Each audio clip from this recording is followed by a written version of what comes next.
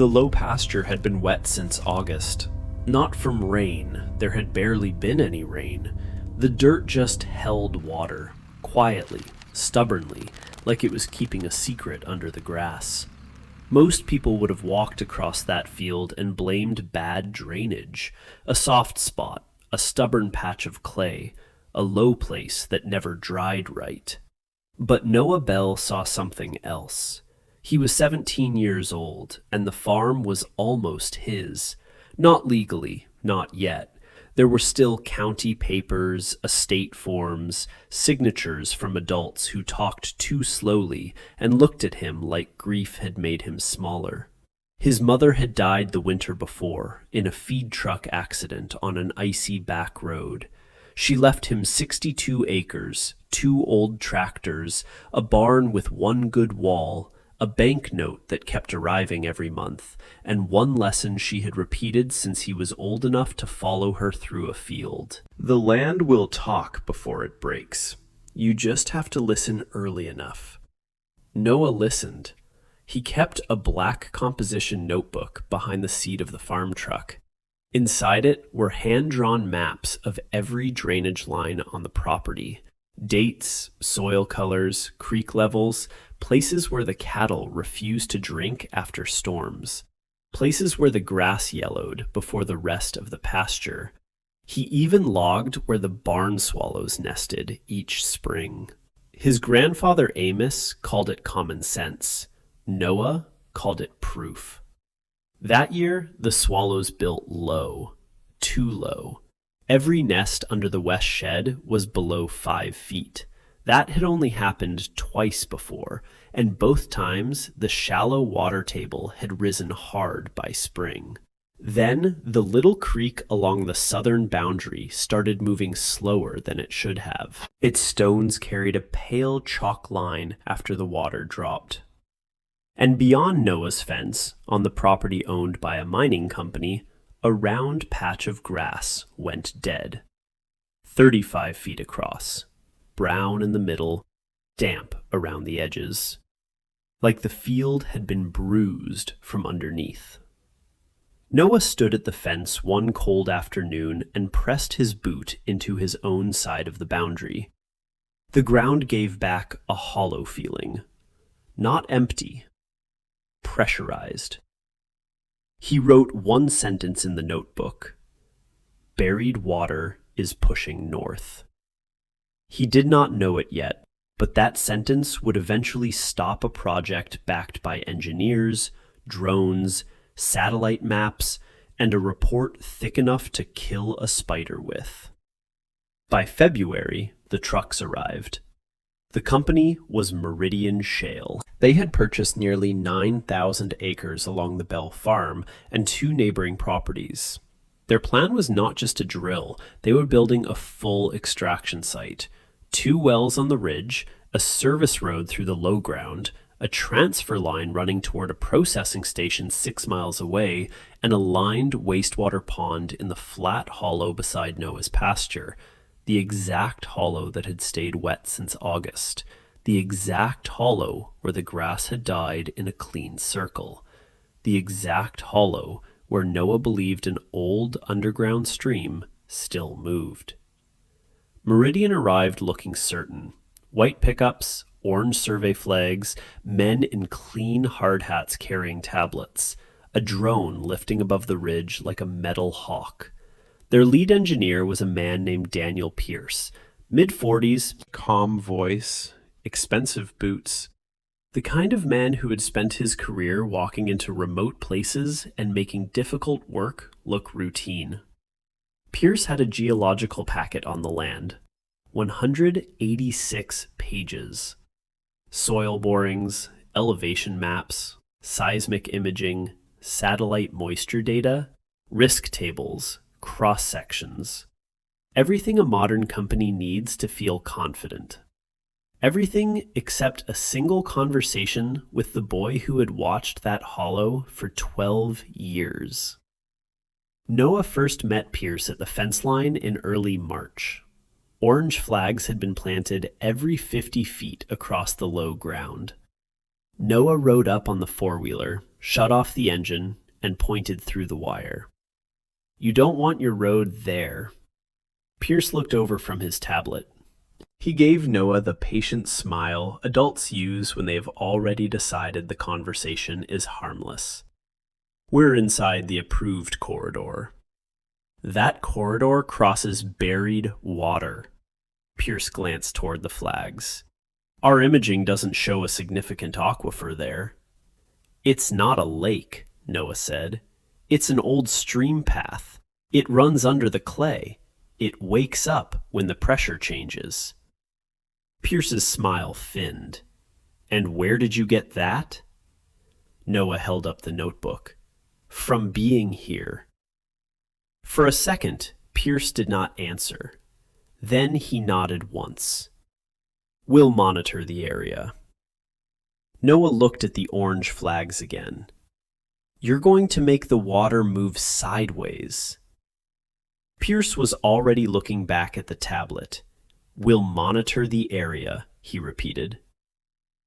Construction began the next week. At first, it looked like progress. Brush cleared, gravel hauled, machines flattened the low ground into something that looked obedient. That was the first mistake. Groundwater does not become obedient because a machine presses it flat. It still follows old paths. It still finds weakness. It still remembers slopes that people have forgotten. The buried stream under that hollow had probably been moving there since before any fence existed, maybe since glacial melt first cut the valley thousands of years earlier. It never appeared on a modern map because it had never caused a modern problem. It just carried water in silence. Then Meridian compacted the hollow for the service road and pond pad. They did not seal the stream completely. They narrowed it. That was worse. A blocked channel can sometimes be found quickly. A narrowed channel hides the problem while pressure builds. 4 weeks later, Noah saw the first sign. A ditch on his north pasture began running clear water during a dry spell. No rain for 17 days, no snowmelt, no irrigation leak, just cold water sliding through a ditch that should have been dust. Noah knelt, dipped a test strip, and waited. The mineral reading was higher than usual. Not dangerous, not yet, but it matched the chalky water from the hollow. He wrote the number down. Then he rode to the fence and asked for Pierce. Instead, Meridian sent a site supervisor named Cole Henson. Younger, busy, already irritated before Noah finished speaking. "The ditch is running because you compacted the old stream path," Noah said. "The water is being squeezed north." Henson looked at the ditch, then at the clear sky. "Could be seasonal." "It hasn't rained in 17 days. "Water tables fluctuate." "The mineral reading changed." Henson exhaled through his nose. "We can't pause operations because of a farm ditch." Noah looked past him at the machines working the hollow. "You're putting a lined wastewater pond over moving water." "It's engineered." "Only if the ground under it stays still." Henson's radio crackled. He stepped back toward the site. Noah called after him. "The weakest spot is your road. That's where it'll show first." 6 weeks later, the road began to sink. Not all at once. That would have been easier to believe. It started as a soft patch on the northwest turn. A loaded gravel truck leaned hard enough that the driver stopped and climbed out. Meridian added stone. The patch moved 12 feet. They compacted again. It moved farther. Survey stakes leaned overnight, not from wind, not from equipment, from the ground shifting underneath them. Then the pond liner began to wrinkle along the western edge. A wastewater pond liner is built to handle weight from above. It is not built for the earth beneath it to creep sideways like a slow animal. The seam stretched, the edge settled. A small crease became a long, diagonal stress mark.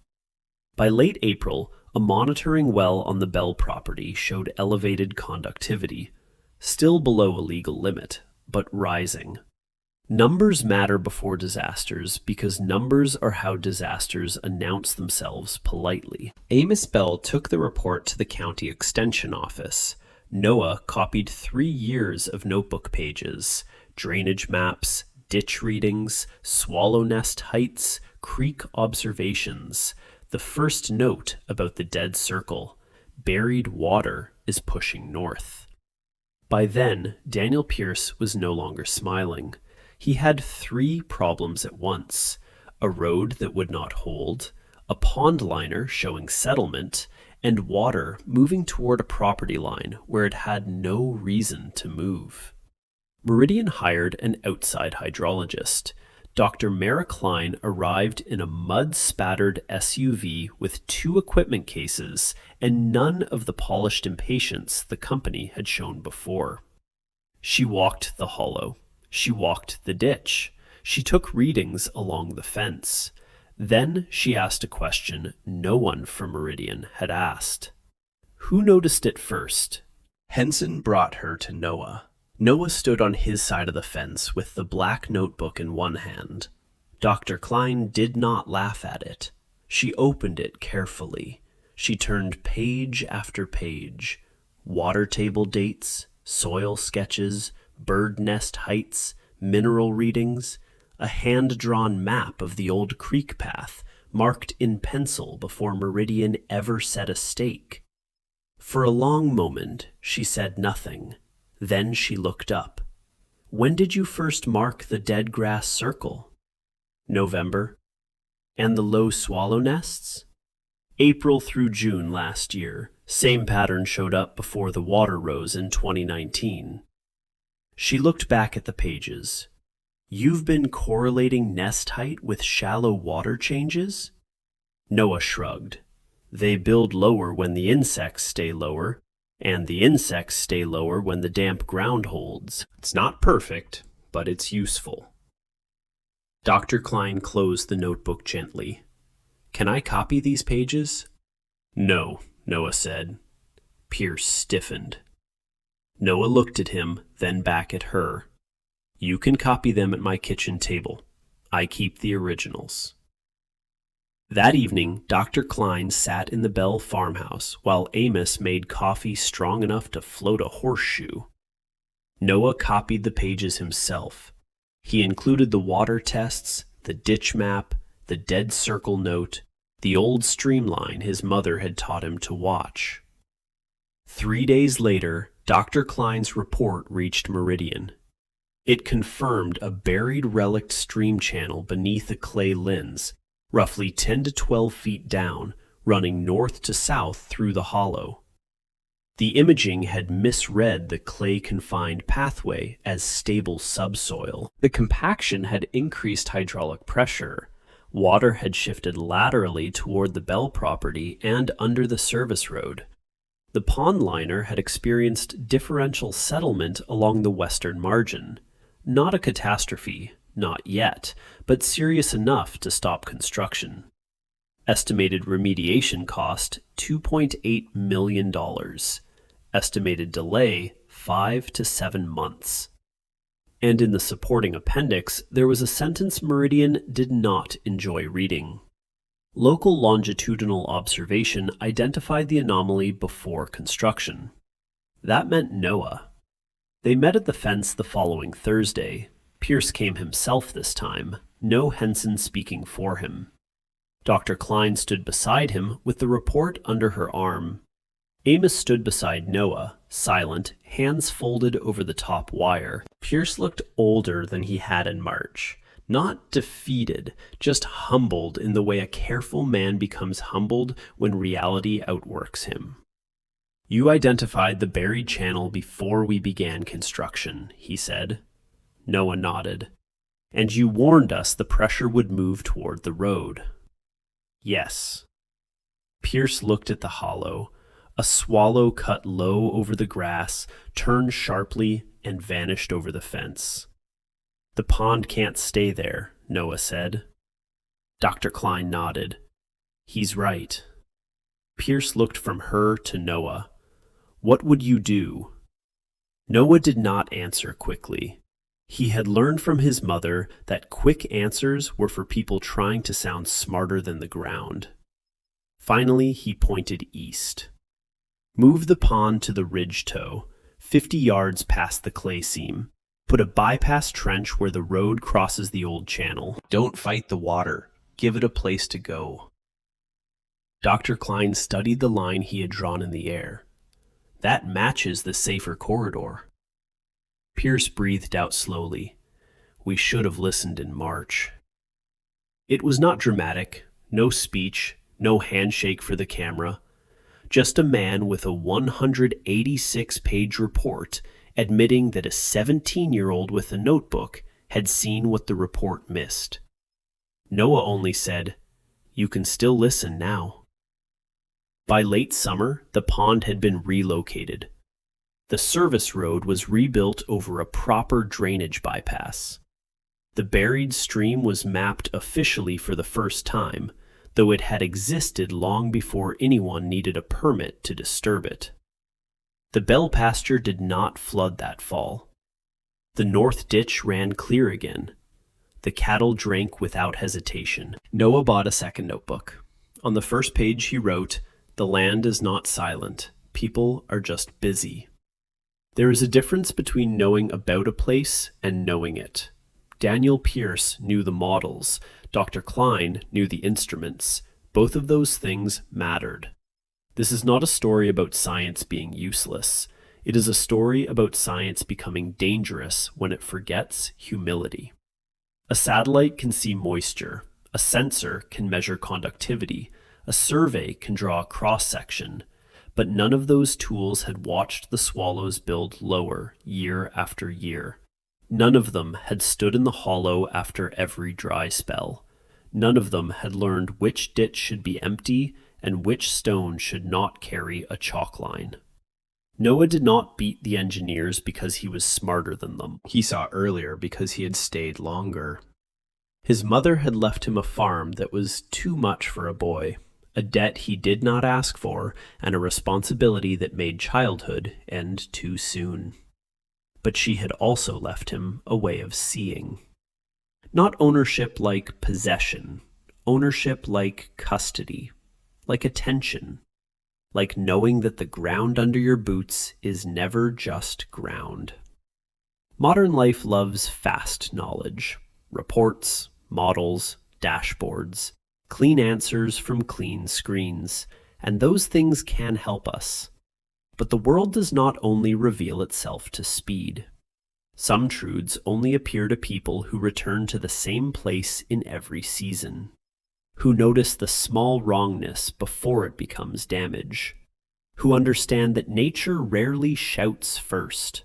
It whispers in a low swallow nest, in a ditch running during drought, in one dead circle of grass, in a field that stays wet when it should be dry.